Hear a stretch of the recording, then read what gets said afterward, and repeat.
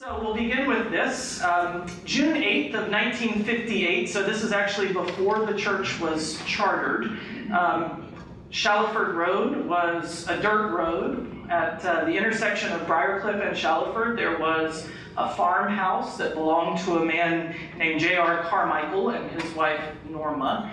And in early that year, we're not sure exactly when, but early that year, the call was made by Bono Dixon, who was the executive presbyter of the Atlanta Presbytery at the time, asking Mr. Carmichael if he would be willing to go to lunch. Now, this may be legend, but I'm going to say it as if it's true because it's such a good story. Because the story is that Bono took Mr. Carmichael to lunch and sat down with him at lunch and said, "I believe that God is calling you to give that land you own up in rural northeast DeKalb County to the presbytery so that we can start a new church." And the story is that Mr. Carmichael said, "I think you're right." And right there at the lunch table agreed to give this land for the founding of Shallowford Presbyterian Church later that year. It helped that Mr. Carmichael was a faithful member at North Avenue Presbyterian Church. And so a commission was formed in the spring of that year. Bono Dixon was the chair of, or the executive presbyter. The members of that commission included Jim Stewart, who would later come and be a member and elder of this church, as well as a number of the pastors in local congregations, including pastors at Claremont and Druid Hills, and I believe North Avenue as well. In that first bulletin, so this again was before we chartered as a congregation, but when the church met in the farmhouse there on the corner where the church in Atlanta is now, am I pointing the right way? Yeah. Was this language which I love. Last Sunday, there was launched in this place a real venture of faith in the starting of services, which by God's grace will become another church. One of the things I love about that is that Shallowford was worshiping before it was a church. That the starting of services predated the founding of the congregation. And as I think about what are kind of the core values of our church, worship would be the core value of Shallowford, and that's been true since before the congregation even existed, whether they were gathering in that farmhouse on a Sunday or the next location, which was the cafeteria of Oak Grove Elementary School. I assume, Martha, that's probably when you first showed up. No, that's true. You were post-chapel. That's right. So I love that. I also love the language that was when that new building campaign began to build the Carmichael Chapel. The brochure says, "We are about to move into a new phase of our church history. The future is bright. The challenge is tremendous. The prayer of our hearts is that we may be equal to the task. God has led us to the threshold of this new day, and it is our firm conviction He will continue leading us on." I love the early years in the life of a church because everything is future. Right? There is no past for this group of people. And so the pure emphasis of the church is, what does God have in store for us? What is ahead for us? Most of you know that Sarah, my wife, works in new worshiping communities, starting new congregations for the denomination. And part of what feeds my enthusiasm and energy for ministry is watching what she's doing in starting these new churches, because there is so much energy at the start of something new. Has anybody ever been a part of the founding of a new church? Yeah, several of you. So that excitement, the future is bright, the challenge is tremendous. May we be equal to the task. 2008, so many of you were here in 2008 for the celebration of the Jubilee, the 50th anniversary of Shallowford, and there was a survey that was put together during that time, and a book was published. I believe Margaret Jones was a big part of the publishing of the Growing in Grace book, as well as Ben Johnson and others. But at that time, the congregation was surveyed and said, what are some of the defining characteristics of Shallowford? What does it mean to be Shallowford? And the survey, so this is 9 years ago, said that Shallowford values each person, reaches out in times of need, brings all closer to God, focuses on faith development, has an open heart, sings well, that was before I got here, loves each other, welcomes the stranger, has an awesome program for youth and children, cares for people, provides worship, music, and fellowship, and then celebrates life together.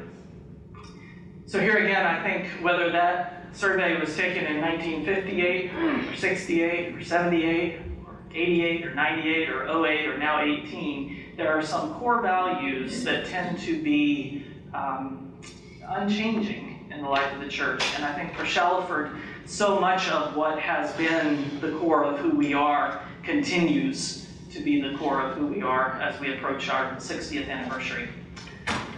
Here's what Mr. Carmichael wrote. So that's Mr. Carmichael there. There's Norma. And here's what he wrote in a letter to the church in 1961. This is when the chapel building was first dedicated. It says, "We are most grateful for the privilege of having a small part." So he gave the land. It's not necessarily a small part, but we are most grateful for the privilege of having a small part of the organization of this church.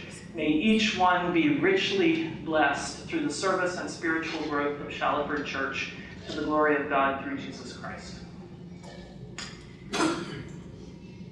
All of the most generous people that I know have that same spirit of gratitude for the privilege of. I think there's something really powerful and palpable about that when someone is motivated and feels compelled to do something, it is not a responsibility or a duty or an obligation.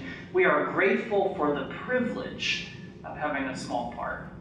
And so I think about Mr. Carmichael often. I actually have a copy of this letter, and the whole thing is as gracious as this last part of it. But I wonder, 1958, 1961, I wonder if he could possibly have envisioned Atlanta in the fall of 2017. I wonder if he possibly could have envisioned this corridor in this part of the county. I wonder if he possibly could have envisioned Shallowford Presbyterian Church circa September 2017. And if so, if he thought at all about the church 60 years later,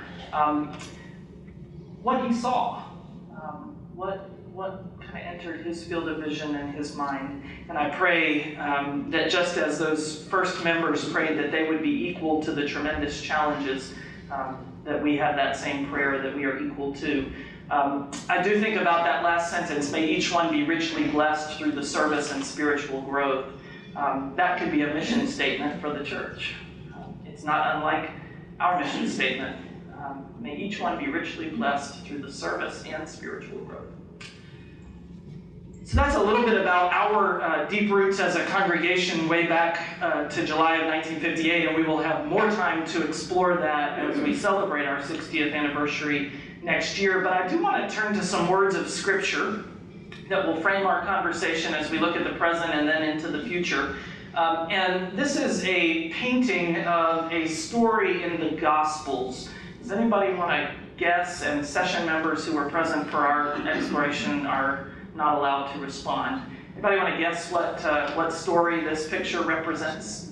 Jesus told the fishermen to go out to the deep water. Very good. Excellent. So this is, to my mind, a beautiful John August Swanson representation of a passage from Luke chapter 5. And I've got the passage here in 2 slides.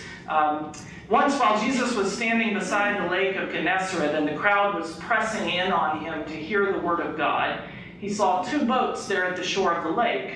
The fishermen had gone out of them and were washing their nets. He, that is Jesus, got into one of the boats, the one belonging to Simon, and asked him to put out a little way from the shore.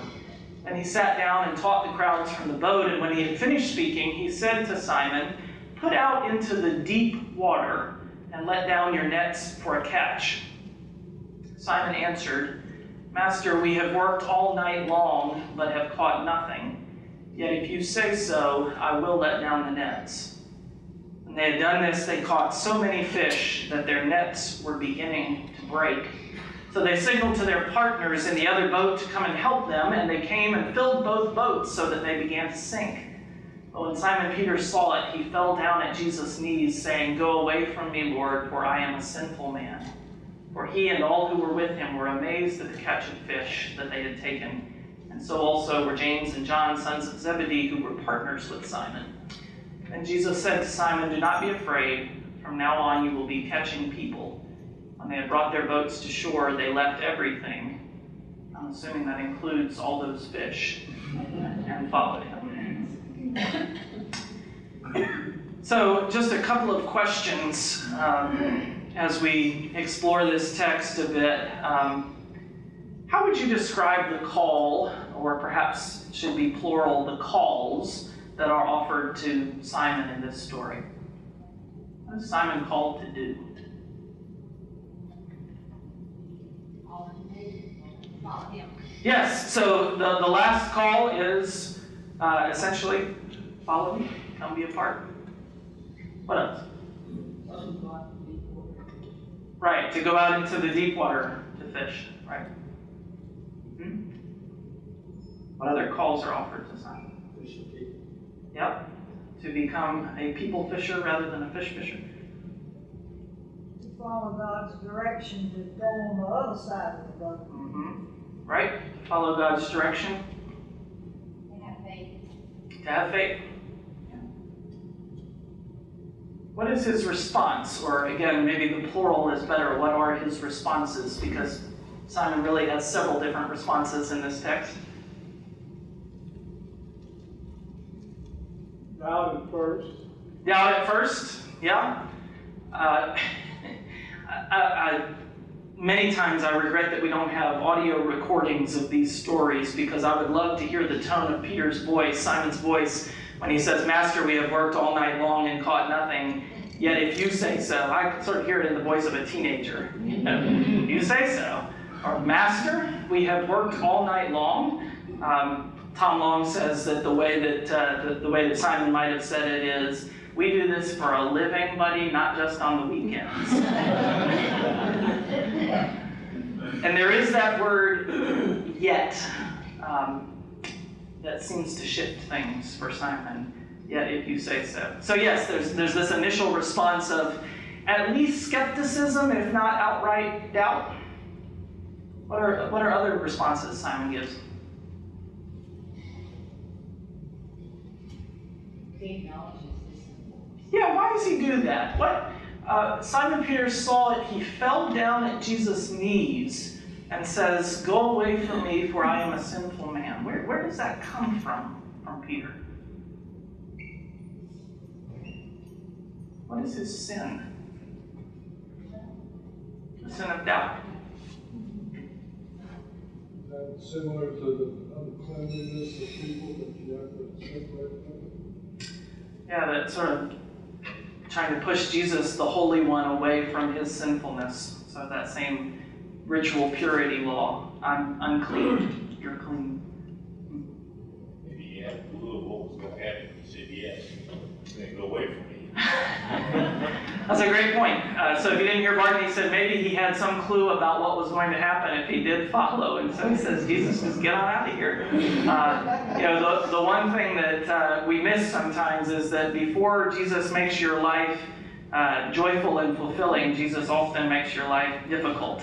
And certainly Simon Peter is going to have a difficult time in this walk of discipleship. So maybe he was saying, I don't want a part of that. Yeah. And then finally, what is his sort of final response? He goes to Jesus. Leaves everything and follows him. How many were they? I wonder if it was they left everything. Yeah, I mean, the only ones who are named are Simon and James and John, so I don't know for sure.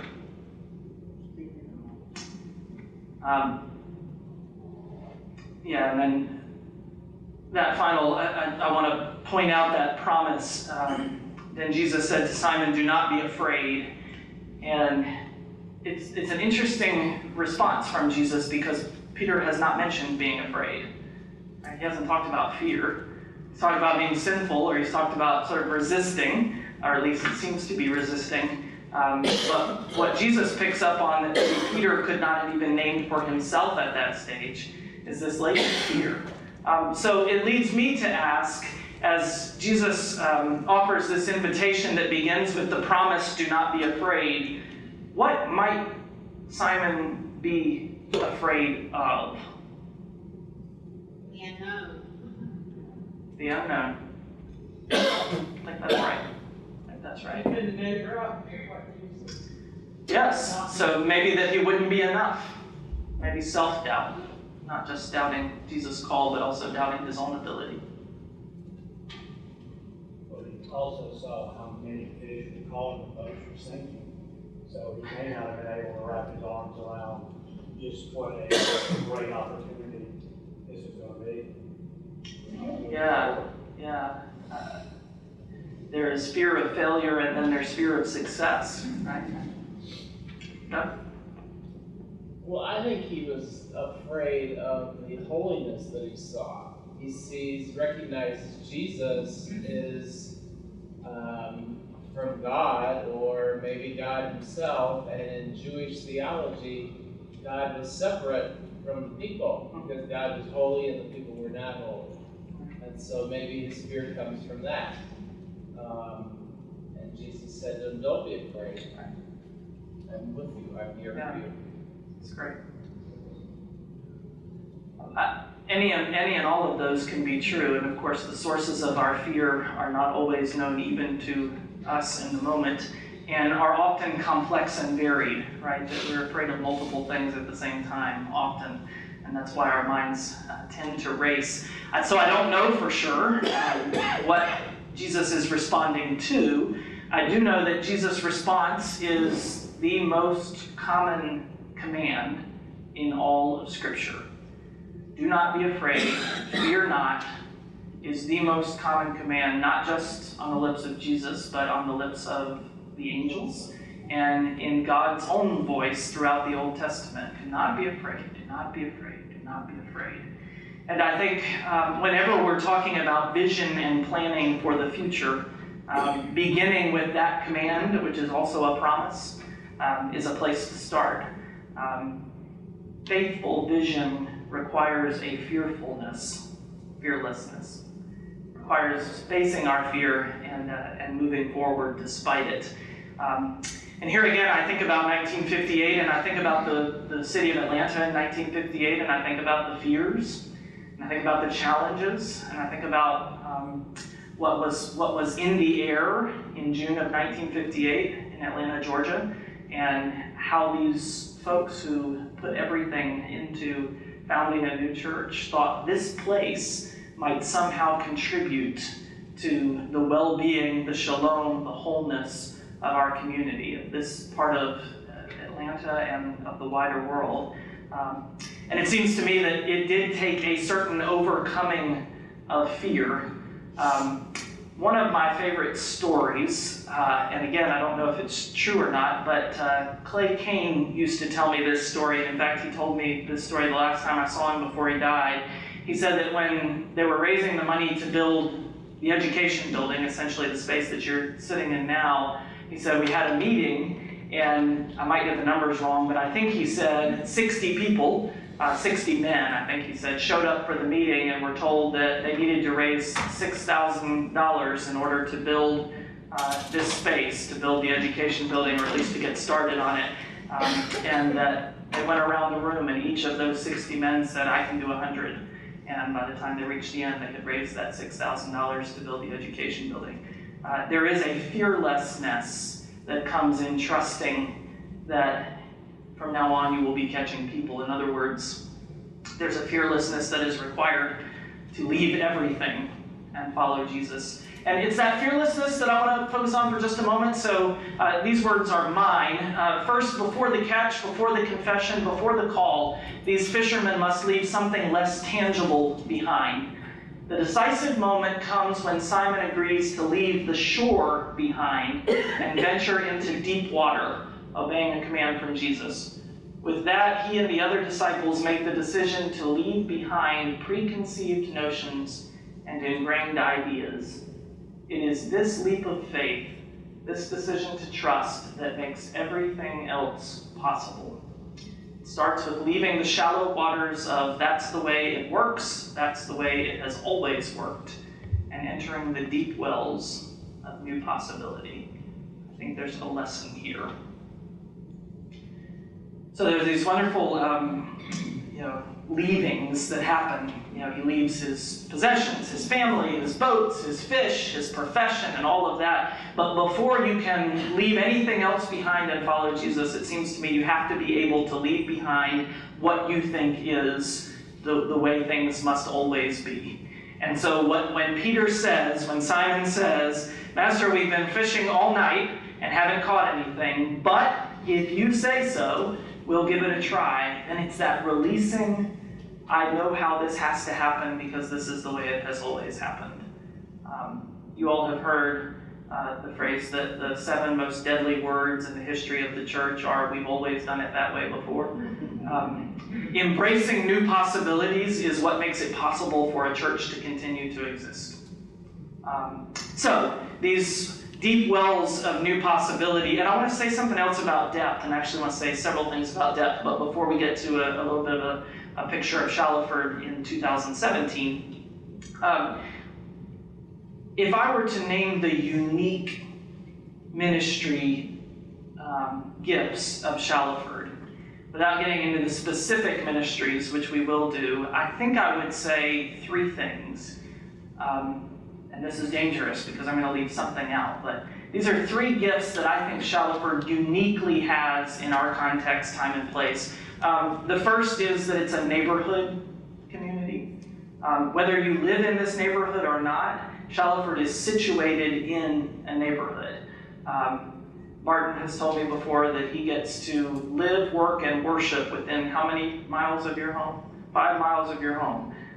There's a real core understanding that Shallowford is placed here by God to shine Christ's light in this place. And so that means partnerships with local organizations. That means really being a part of the fabric of our community. So I tell people sometimes that I feel like I serve a church in the 1950s, when there were things like Wednesday night programs that people show up for, and youth music programs that people show up for. And there's something about being rooted in this space, in this context. So that's one. The second is closely related, I think, and that is the unique gift of intergenerational community.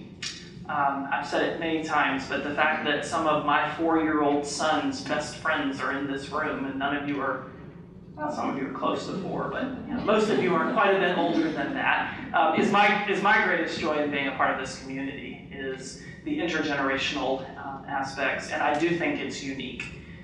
In fact, I think it is the advantage, if we want to put it that way, that a church like Shallowford has even over the mega churches, even over the churches that have seen such rapid growth, is that genuine intergenerational community. We see it every time we go on our church-wide retreat.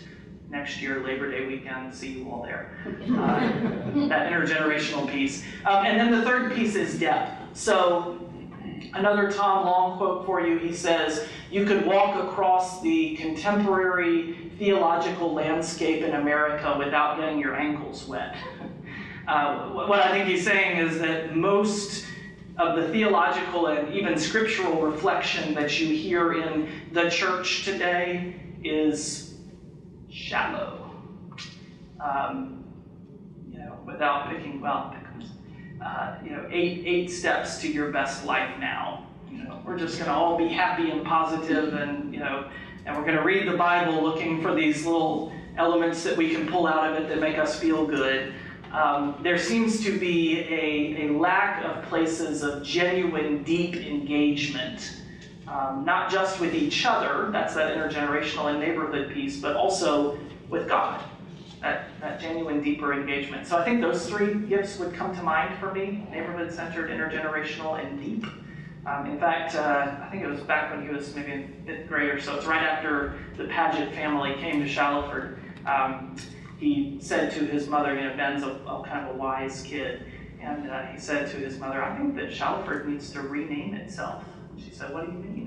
And he said, they should be Deepford. So I think there is a gift of depth that comes here. So I think that most of you know that the man in the center of the three portraits at the back, Tom R. Sr., who was pastor here from 1971 to 1992, sort of coined the phrase for Shallowford as a place of grace. And I love hearing the stories about those who came here and found that place of grace, found that community that they felt they experienced God's grace and not just God's judgment or God's anger or God's righteousness, but also God's welcome and God's grace. I wonder if, as we celebrate our 60th anniversary, we might not hold on to that phrase, a place of grace, but also if we might not describe ourselves as a place of depth. I wonder what it might be to begin to think about Shallowford as, I know it doesn't rhyme, but a place of grace and a place of depth.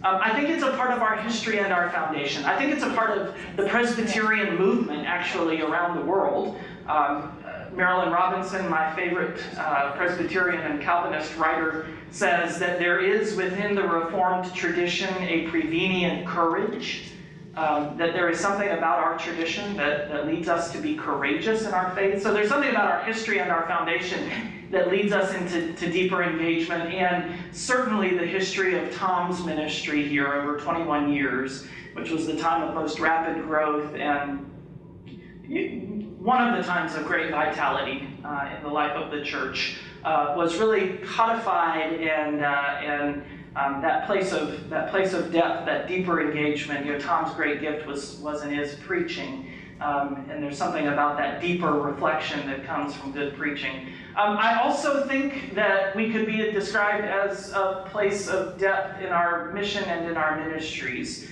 And so those of you who have worked with Catherine in recent years on the work of the mission committee know that one of the real desires of our mission leadership in recent years has been to go deeper, perhaps in fewer places.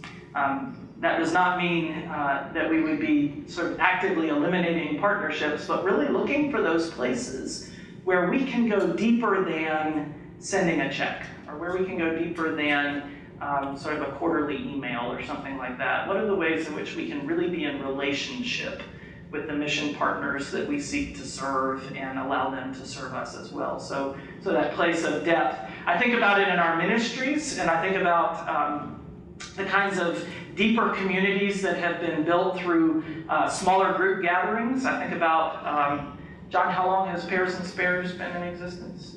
5.5 years. 5.5 years. Those places that go deep quick because the community and the fellowship is so strong.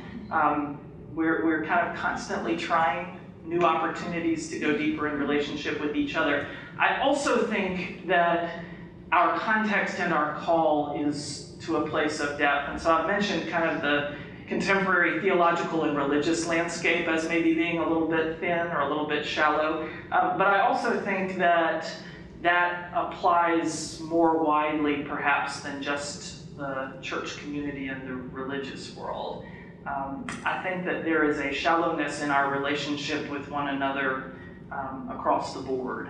I think one of the things that you're seeing, certainly that I'm seeing, tearing at the fabric, not just of our communities and our neighborhoods, but of our nation right now, is that we really don't have deep enough relationships with each other to go to those difficult places.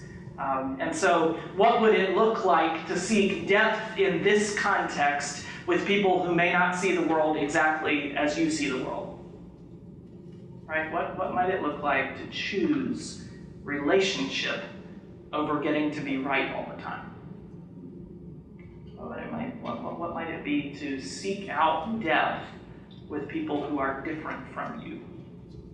I think it's part of our context that we live in a place of shallow relationships, and I think it's a place of our, and I think it's a part of our calling to find ways to go deeper. A couple of weeks ago, I mentioned in a sermon, I preached from that Isaiah 58 text that ends with, "They shall be called repairers of the breach." I love that. And any place where there is that tear, that break, that separation, that division, I think God is seeking to repair those breaks.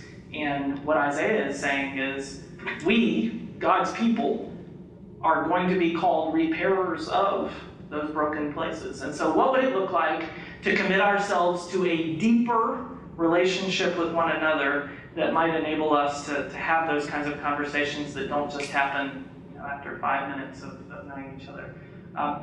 And I've mentioned, I think it's our unique opportunity. I think there's a real hunger. I know that there's a real hunger for places of depth, places to be able to go beyond the shallow. So one of the things that I have really felt heavy on my heart in the last couple of years is men and how we can engage men in these deeper communities. And so some of you have seen the publicity around this Theology on Tap group that we had every intention of starting on September 11th, and then Irma had other plans for us that evening. But at the time that we canceled, I had RSVPs from 44 men. And I think about perhaps we've tapped a need that exists out there for going deeper. So I think it's a unique opportunity. The question for me as we begin this 60th year together is how can we go deeper as we celebrate our first 60 years? So Emily and I were just she had some ideas around the 60th celebration, and so we were spending a little bit of time just brainstorming. And Emily said, my priority would be that our 60th anniversary celebration be not just about us, but about how we can help other communities and other churches and other places go deeper in their ministry and in their walk. It was an interesting part of our conversation at our session meeting a couple of Sundays ago, the day that we received this wonderful class of new members, and some of them are sitting in the room tonight. And there was a little bit of ambivalence, not about our new members, but about the fact that they're coming from other congregations, and what does that mean for us, and how does that sort of give us a deeper sense of our own call to be who we are, but also our call to be in partnership with other churches, because I really believe that a healthy Shallowford requires a healthy congregation down the road as well. And so how can we seek to be in partnership? So part of Emily's vision is, what if we offer our 60th celebration as an opportunity for other churches to come hear our story and maybe learn something from it that might help them in their own context. I was spending a little bit of time, we meet every other week, Isaac Tony, our intern, and I was asking him about his cohort group. So he meets every other week with all of the interns who are serving in different contexts. I think there are maybe 8 of them in his group. And he said, well, it's a little bit tough because I'm actually the only person who's interning at a church that's growing.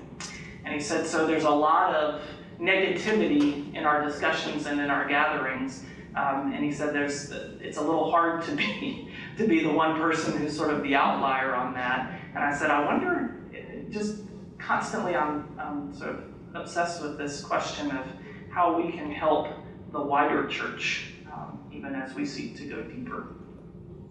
So I want us to really be in thought and prayer about this question, how can we go deeper as we celebrate our first 60 years. But before we can really look to the future, which is a lot of what y'all are going to do next week in groups, I thought it might be helpful to have a little bit of a snapshot of who Shallowford is as we approach our 60th anniversary celebration. And so I just want to give you a few facts and figures. I know y'all are shocked that I would have facts and figures to share, but I do. And I think what you'll see here is a picture of a church that is vital and alive at 60. So the first thing to share is that we have 1,040 active members as of our last new member Sunday. And then this represents a net growth, so when you factor out all the increases and decreases, of 295 members since January of 2011. And I think that most of the people in this room know this, but this is unusual, particularly in the mainline landscape in 2011 to 2017. To have experienced this much growth in this length of time is really quite remarkable. It also means, if you do the math, that, and this would include total numbers of new people, that almost 40% of our total membership right now has joined in the last 6 years. So remember, I mentioned earlier that growth is what kind of gives vitality and newness and freshness to the congregation. So if you say 4 out of every 10 members have joined in the last 6 years, that's a fairly significant percentage of our population. I want to say a word about our Rooted in Faith, Forward in Hope capital campaign, and part of the reason I want to say that is because it is September of 2017, and we started the campaign in September of 2014, and so we're at a 3-year marker. Most, though not all, of our pledges were for 3-year payouts, and so we're kind of at the end of that aspect. And I want to share that we have raised $3,355,176, not $76 so far. A remarkable accomplishment for a church of this size and scope. And the results of that campaign are all around us. Every time you go in the sanctuary, you see the examples of tangible response created by that opportunity. Every time you go in our church offices, you see the tangible signs of that. Every time that you spend time eating dinner or lunch here, you are experiencing the results of that campaign. But not only that, for the first time in its history, Shallowford has a Mission Forward fund. We were able to take the tithe of our money raised so far in the Rooted in Faith, Forward in Hope campaign and add it to some support and endowment funds that already existed. And so Shallowford now has a $463,000 mission endowment fund. What that means is that we are able to support partners and projects and programs on an application basis to the tune of about $21,000 a year, while holding on to the principle of our endowment for mission. And so some of the ways that we have used that fund already include support for Gad Empoyo's salary at Shalom International Ministries. So what we were able to do is come alongside Shalom and help lift Gad up to a full-time ministry when he was losing the opportunity at the Druid Hills Journey Night Shelter as it shifted and then eventually closed its doors. And so we were able to keep Gad's salary whole for a period of time as he grows that community and partnerships with it. And this Sunday, Gad will be our liturgist and communion celebrant here at Shallowford, so it'll be great to have him back here. But that's the kind of program. Catherine just shared with me today that one of the approved projects through the Mission Forward Fund for next year is a $5,000 grant to support a refugee family in the Atlanta area. And so those are the kinds of opportunities that we can really seize the moment and respond to because we now have funds available to do that. And I really want to applaud and celebrate and give thanks for the Shallowford community and this vision of creating a tithe of our mission, of our capital campaign to enable us to reach out in these ways. And the idea is that that fund will grow and will exist in perpetuity, and that we'll be able to use the proceeds of the fund to support those kinds of opportunities to develop relationships, and sometimes those opportunities to just meet a need that exists that we may not be aware of in time to make a part of the annual budget. So I'm very proud of Shallowford for that Mission Forward Fund. I asked today Danielle Lawn to put together some numbers for us as far as children and youth, and what she found in our database are 139 active children, that's from birth through 5th grade, and 118 active youth from 6th to 12th grade. The number that most struck me in that, and I can understand why, is that we have 28 children under 2. It's a lot of baptisms. The Hagler family is providing 3 baptisms on October 15th, just all by themselves. So to have 28 kids under the age of 2, the future is very, very bright. And you can see, if we went back to that slide about 2008, the sort of markers of what Shallowford is and that commitment to children and youth and raising the next generation in the life of the church continues to be clearly a part of who we are. Emily tells me that our music ministry has 250 plus active participants when you include all of our singers, ringers, instrumentalists, and people who play any role at all in music ministry. And so there again, if you think about 250 active participants out of a membership of 1,000, a quarter of our members are in some way engaged actively in the music program. And if you factored in the parents and grandparents of all those singers, in addition to the singers and ringers themselves, that number would probably double. And so you can see what a wide footprint the music ministry of this congregation has. This is kind of fun. So I asked Meredith Mosley, our school head of Shallowford Presbyterian School, about our enrollment. And she tells me that we have 201 students enrolled in the Shallowford Presbyterian School for the 2017-2018 year. I asked her about the numbers from the 11-12 year, and there are 115 students enrolled just 6 years ago. And so that even outpaces the growth of the membership of the church. So 201, which is, I believe it's 159 in toddlers through kindergarten, and then in first, second, and third grade, another 42. So just a tremendous amount of growth in the school as well.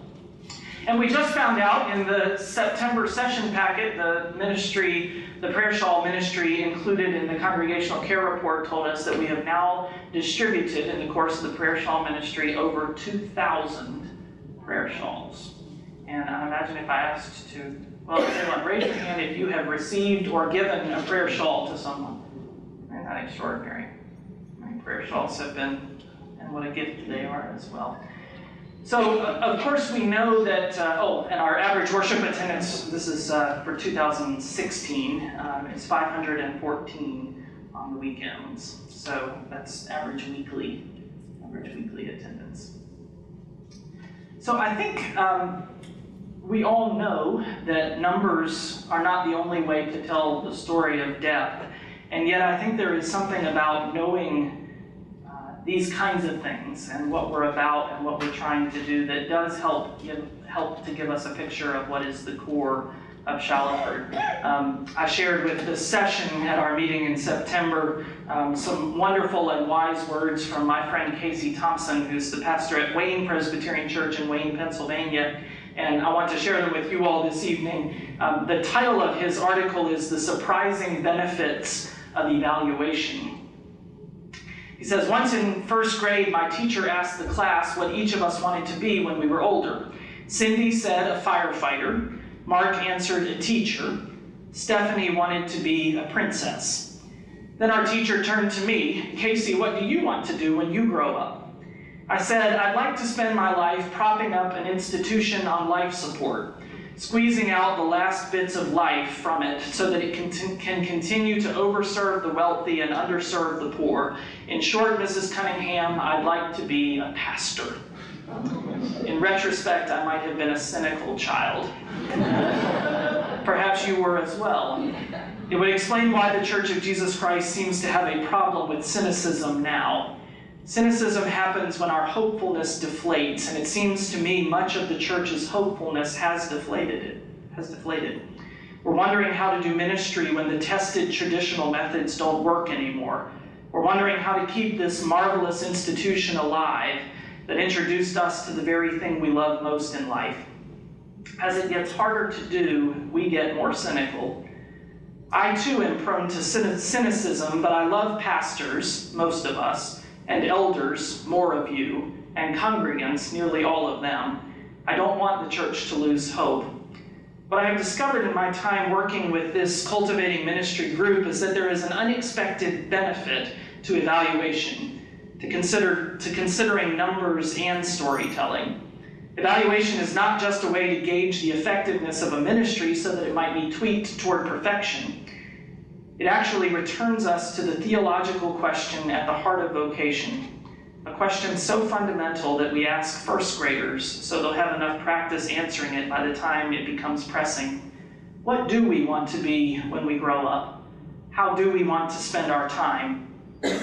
My answer is that I want to serve the gospel of Jesus Christ. I want people to encounter the gentle spirit that canopies the world, the shelter that is also the source of our being, and the incarnation of that spirit in the person of Jesus Christ. I want people to know of God's love for the world and of God's vision of justice and peace. I want people to know there is grace for our failures and consolation for our grief. I want people to know that they are not alone, that the Holy Spirit is with them. When I'm not readdressing these fundamental questions, I find that I drift from trying to serve the gospel to simply managing a slow decline of the mainline's flavor of the church, staving off social trends with my own work and creativity instead of the generative work of Christ. We'll try it this way this year, I say. Or if there is less energy, it was good enough last year, just move on and get the sermon done. I'm going to lose the fight against the slow marginalization of the church in the United States. I think most of us know that now. It's like trying to sell BlackBerries in an iPhone world. It doesn't fit anymore, even if there's a dedicated group of users. But serving the gospel? Yes. I know that serving the gospel is a worthy endeavor, even if I fail at it. Evaluation returns me to the core of why we do what we do. Evaluation isn't simply a tool for making your Wednesday night fellowship group run smoother, your Sunday school class more topical, or your Christmas bazaar better than the Methodist churches down the street. Evaluation asks why it's important in the first place. It's a reminder that the Wednesday night fellowship group helped a couple persevere through a cancer diagnosis for their daughter. It's a reminder that the Sunday school class birthed a tutoring ministry that helped to close the achievement gap in the local school. It's a reminder that the Christmas Bazaar raises funds for a church camp where preteens fall in love with God in a way that haunts them and enlivens them for the rest of their lives. The surprising benefit of evaluation is that it prompts us to return to why we spend our lives how we spend them. In fact, we see how God works through us and in us, and we find hope for the future. Evaluation, it turns out, is the cure for cynicism. And so that's a little bit of my defense of why I pay attention to these kinds of things. It's a little bit of why we as a staff spend so much time evaluating and discussing and debriefing and workshopping and planning and then trying a different way and doing something different. I want us to be aware of where we've been, and I want us to have a clear picture of where we are, because I think that has everything to do with where we're headed. So in the next few weeks, you'll be receiving information about where we are headed, at least for the next year, as we think about our annual stewardship campaign, and particularly our needs in music ministry and for facilities management. But I think we get a better sense of the future to which we are called if we consider the past from which we have come.